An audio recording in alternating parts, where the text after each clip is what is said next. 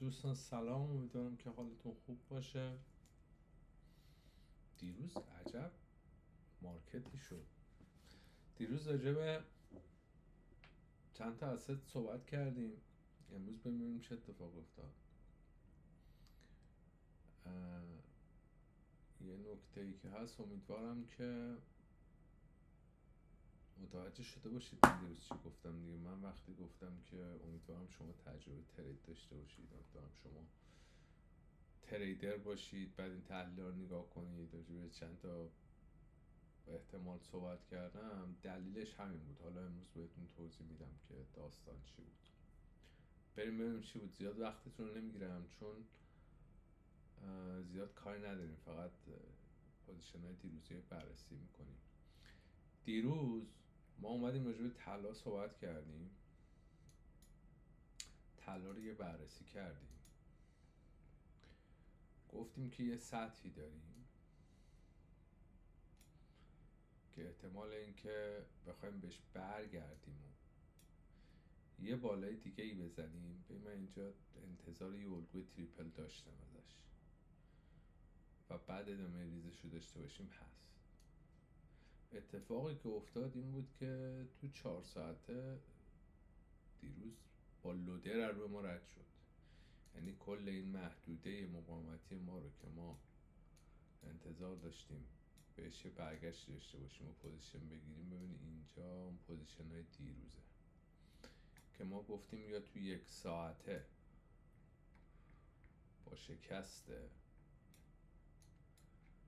این خط بود، این ناحیه، ما با شکست اینجا وارد میشیم. گفتم اینجاه، ولی حالا ما میتونیم اینجا در نظر بگیریم.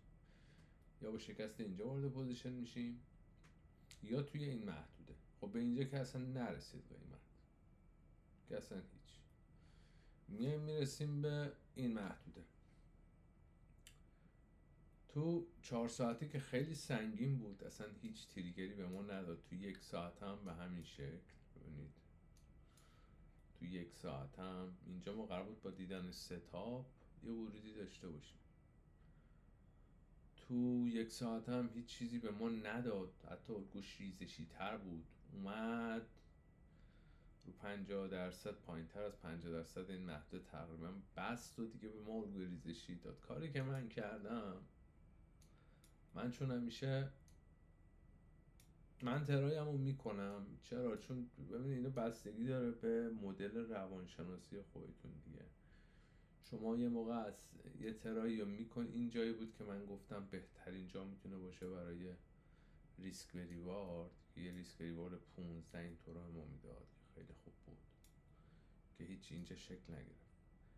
من خودم اساساً با مدیریت سرمایه ورودمو میزنم، استاپ هم بخورم، استاپش برام مهم نیست چون مدیریت سرمایه دارم، بهم فشاری نمیاره. ولی اینکه حرکتی شروع شه بره، بعد من پوزیشنم نگرفته باشم و بگم که ای بابا میدونستم اینجا اینجوری میشه، اون دیگه زنجیروار باعث میشه من هی فومو کنم، هی بخوام پوزیشنمو زنده کنم، هی وارد داستان میشم و چرخه باطل از دست دادن پول.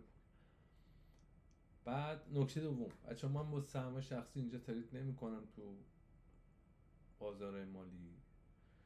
این همش حساب پراپسه، اینو در نظر بگیرید.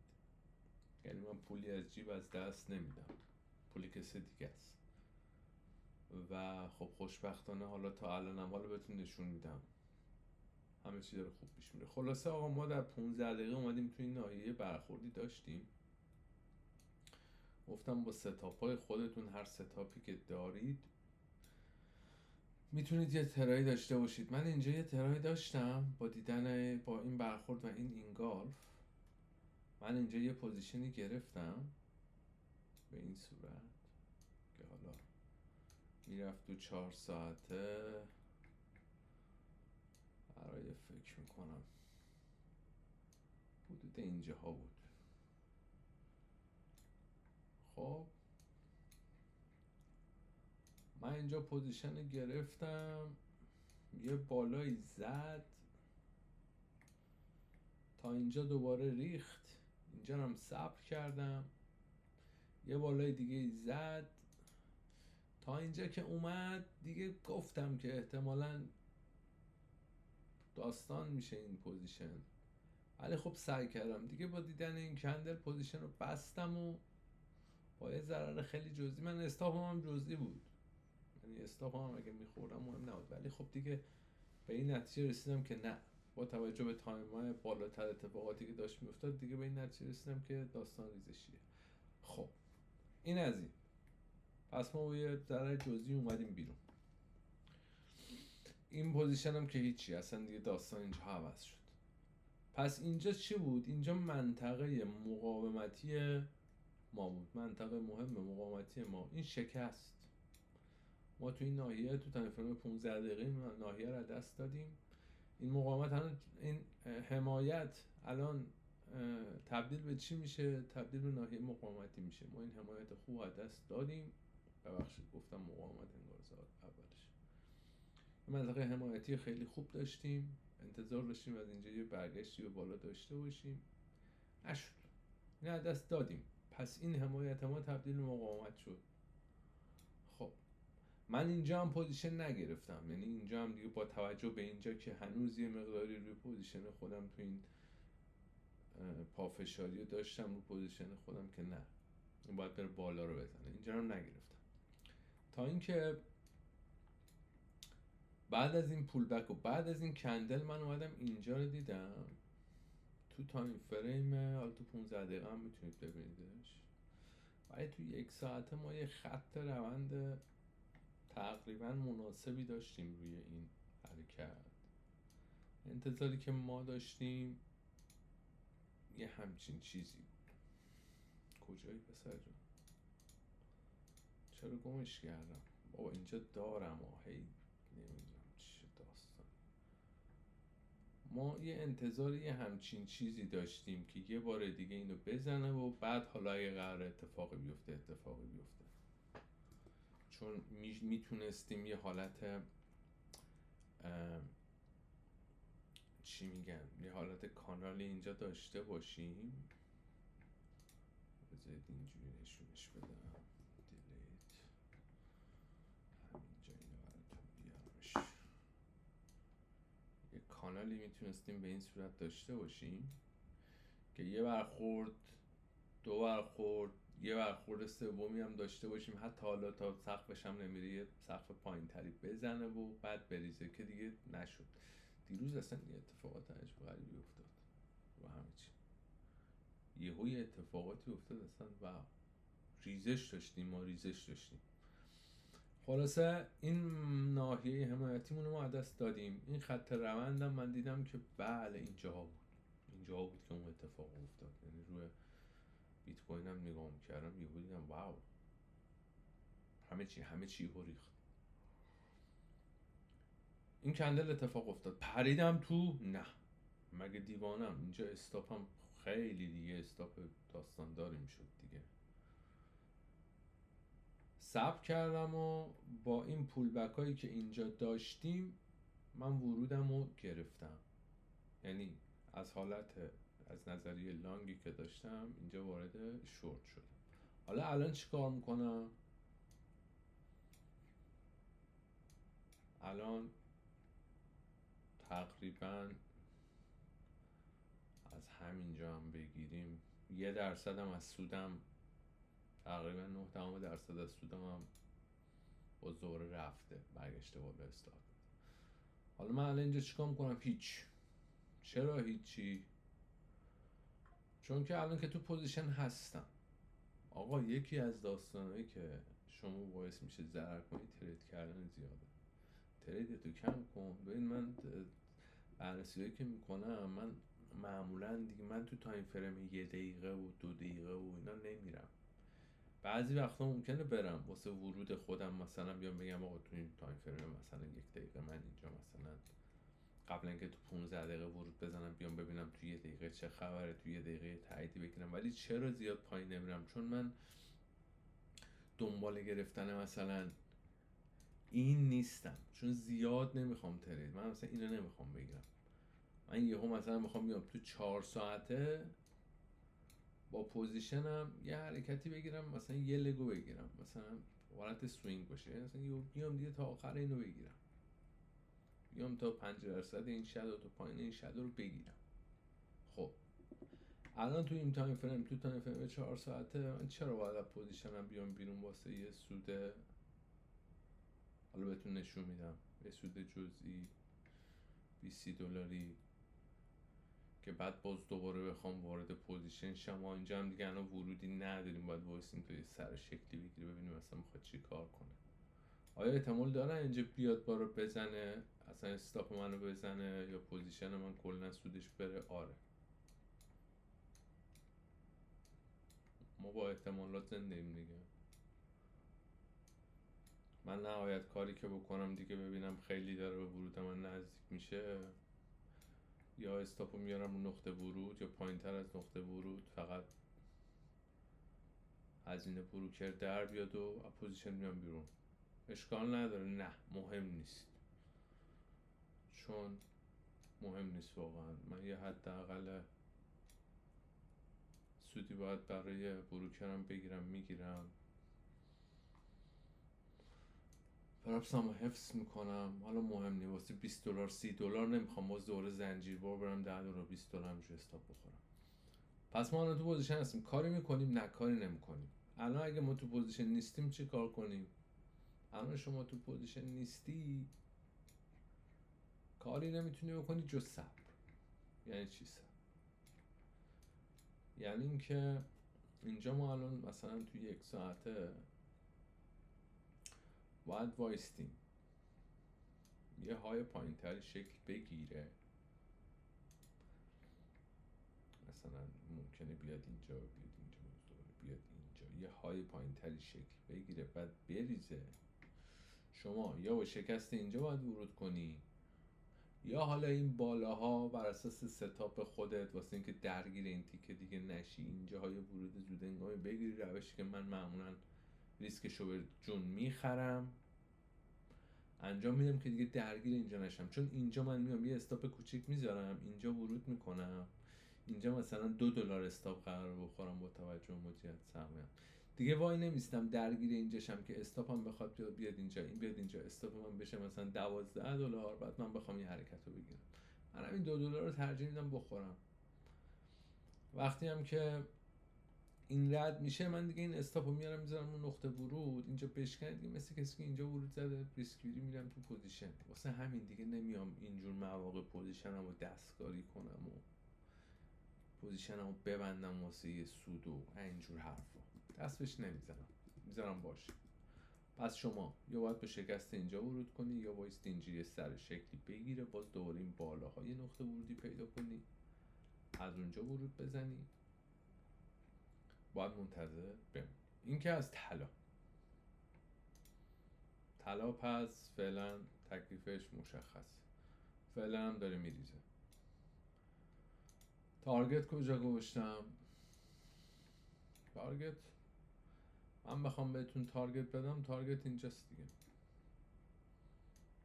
تارگت اینجاست، تارگت 50% این شادوه، تارگت پایینه، این تارگت اینجا میتونه باشه، همه اینا میتونه تارگت باشه، ولی من به نظرم تارگت یک کدوم این سه تا باید باشه در صورت ادامه ریزش. حالا ژئوپلیتیک هم ما داستان زیاد داریم، جنگ داریم، نمیدونم حرف و حدیث داریم، هنوز چی مشخص نیست.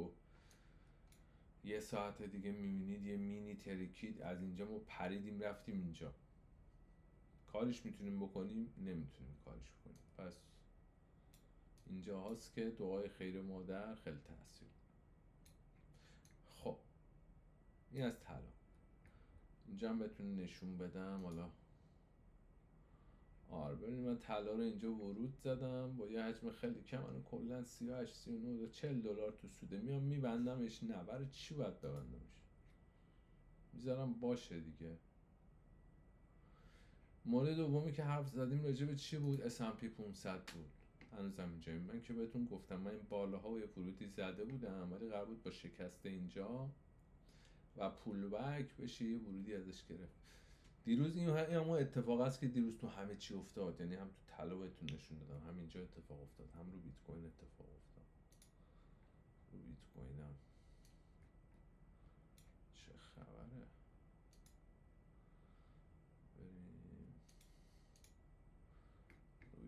پایینشم بذارید ببینم. آره رو همه چی اتفاق افتاد اینجا. اینا چیه؟ اینا تئوریای این که گلد هست. آره اینا اون پوزیشن هاییه که دیروز حرف زدیم اینجا هست. گفتیم یا با شکست اینجا که میشه این پوزیشن، اینا هم بیارم اینور، یا با شکست این خط که میشه این پوزیشن. تریگر یه ساعت تموم بود که اتفاق نیفتاد. اینم اون محدوده دلخواه پایینمون بود که من اینجا بود، من اینجا آوردمش روی همین قسمت. اینجا یه ورودی زدم با این شادو، اینجا ورود زدم اومد پایین یه بالایی زد دیگه، اینجاها پوزیشن رو بستم. این طلا بود. بیت کوین هم آره دیروز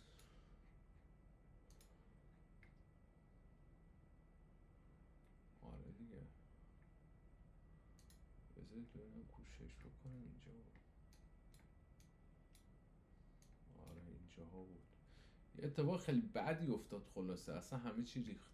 حالا بعد که منظور این که قافل گیرمون کرد، حتی اثرم یادم یه ریزشی کرد. آره تا پایین اومد و باز دوباره حرکتش رو به بالا ادامه داد. فکر کنم اینجا بود 1 ساعت.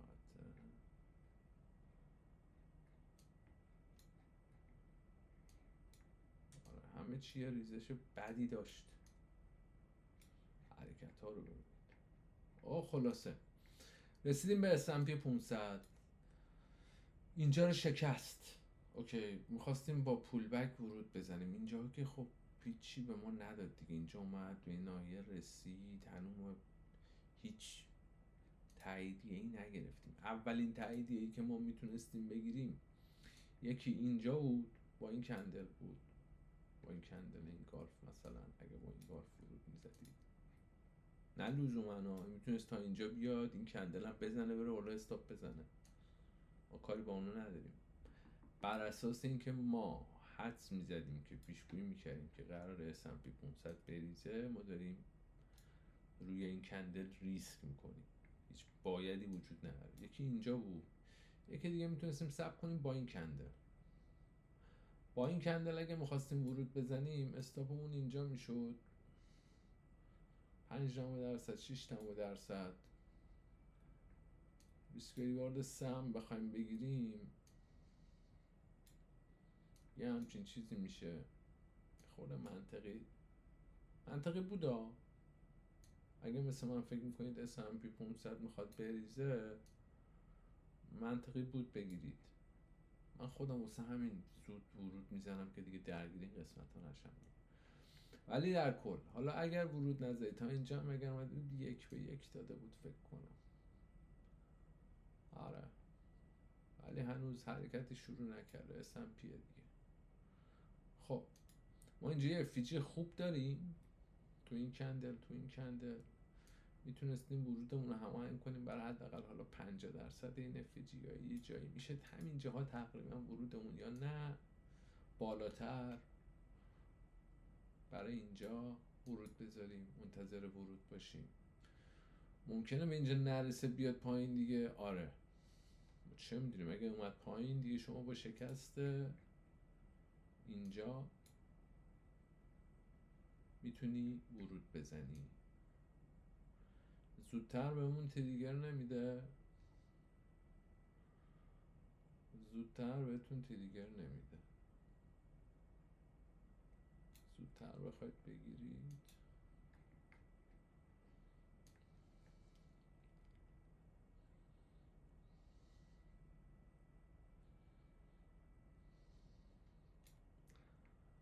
دیگه. این ببینید همین جاها یه جای مناسبیه برای ورود زدن تو این محدوده. اگه قصد شورت دارید، آره این ناحیه ها ناحیه خوبی برای ورود. بعد اینجا بکشمش، که شکستش دیگه. نه دیگه برای لانگ که بالای این، برای شورت هم دیگه میشه زیر این خط با شکست این خط. ولی اینجاها اگر اومد و حالا به اینجا نرسید، ما میگیم به این محدوده خوب، این خوب تره، نرسید و مثلا اینجاها اومد یه حرکت هایی زد و اینجا شما یه دونه تریگر دیدی، با اون میتونی ورود بزنی. چرا؟ چون ما داریم حدس میزنیم که حرکت ریزشیه. S&P هم من حجم زیادی ورود نکردم، واقعا با حجم کم ورود زدم، تو سوده ولی اصلا سودی نیست. با 100 ورود زدم که اصلا هیچی نیست. حالا میگم اینجا من تو S&P خودم اگر باز دوباره یه تایید خوب ببینم ورود میزنم. رو 2 تا اکانتم من چیز دارم، یکی اونجا ورود دارم، یکی هم مثلا اینجا من رو S&P حجم بالاتری زدم. اینجا اگه ببینی اینجا حجم بالاتری زدم. اینم مثلا یه پراپسیه که فعال. خب این S&P دیگه چی میمونه؟ دیروز چیز رو دیدم، پوند رو دیدم. پوند واقعا لذت بردم. رو پوندم یه پوزیشن گرفتم. کجا گرفتم؟ آیا خاطرم هست؟ بذارید دقیق بهتون بگم. پوندم بله اینجا گرفتم، با این برگشتی که اینجا داشتیم توی 1 ساعت. نقطه ورود من اینجاها بوده. اینجاها من پوند ورود زدم. خب چرا اینجا ورود زدم؟ این کندل رو دیدم، یه شکست خوب زیر این هم حالا گوشته بودیم. حالا تارگت ما رو زده، ولی من فعلا باز نگرش داشتم. چرا باز نگرش داشتی؟ چون خورده ریسک بار بالا میخوام. حوصله ندارم هی دنبال پوزیشن باشم. یه دونه گرفتیم، بذار ببینیم چی میشه دیگه. حالا اگر این اومد، چون ما الان اینجا کاری نکردیم که الان تا اینجا سعودی شده بوده. حالا ما اگه بخوایم فرض کنیم داریم ادامه این ریزش رو میخوایم بریم و اینجا اومدیم فقط یه اصلاحی دادیم لزوما که خوب میایم دیگه، میایم تا آخرین FVG حداقل وایمیستیم، یا دیگه حداقل ما تا اینجا میتونیم وایستیم. یه ریسک ریوارد 8 میده، چرا باید ببندیمش؟ دست نمیزنیم. خب ما چیکار کنیم اگه پوزیشن نگرفتیم رو پوند؟ اگر رو پوند پوزیشن نگرفتید، الان دیگه بهتون ورود نمیده مگر اینکه صبر کنید قیمت بیاد اینجاها یه بازیای در بیاره. لانگ اینجا نمیگیریم ما. لانگ اینجا بخوایم بگیریم باید ستاپ ببینیم، باید بیاد یه سقف بالاتر بزنه، یه کف پایین تر بزنه، بعد با شکست سقف بالاترمون اگه خواستیم لانگ بگیریم. دید کلیمون ریزشیه، پس باید وایستیم یه ساختاری شکل بگیره برای شورت، یک کف مطمئنی رو بشکونه، مثلا اینجا بیاد یه بالایی بزنه، بیاد بریزه پایین، اینجا رو شما بگیری. اوکی بچه ها، من اینجوری توضیح میدم، گفتم دیگه من فرضم منه بچه‌هایی که این کانال رو میبینن همشون تریدرن، یعنی دیگه اصول ترید رو میدونن. فقط اینجا داریم شیر میکنیم احتمالات پیش روی بازار. تریدر نیستید، ورود نکنید با این سیگنال های من داستان میشید. خواهش میکنم جدی بگیرید این حرف. بعد اینم از پوند. آقا چیز دیگه ای پوزیشن دیروز کوین دیدم تو کریپتو COA چی کوآ سولاکیشن منم چیه خیلی خوب دیدم جایی حرکت هایی زد وحشتناک. چه اتفاقاتی میفته یهو، نرید تو این ورود بزنید، خیلی رفته بالا. الان یا ممکن دیگه همینجا سر رو تر کنه. کلن $2 کردم توش. لورج 50. خب اینم از اینو. طلا هم بررسی کردیم. طلا هم پس فعلا منتظر ریزشش هستیم. اتفاقی نیفتاده. امرو کاری میکنیم، امرو نه، وای میستیم دیگه تا بعد از ظهر میشه، یه 3-4 ساعت دیگه بازار لندن باز بشه، ببینیم چه اتفاقی برای این پوزیشن ها میفته دیگه. وقتی تو پوزیشن هستیم که هی نمیریم هی دستکاری کنیم که. من فقط اگر رو S&P دوباره اگر اینجاها یه تریگر خوبی ببینم یه حجمی به این پراپس اضافه میکنم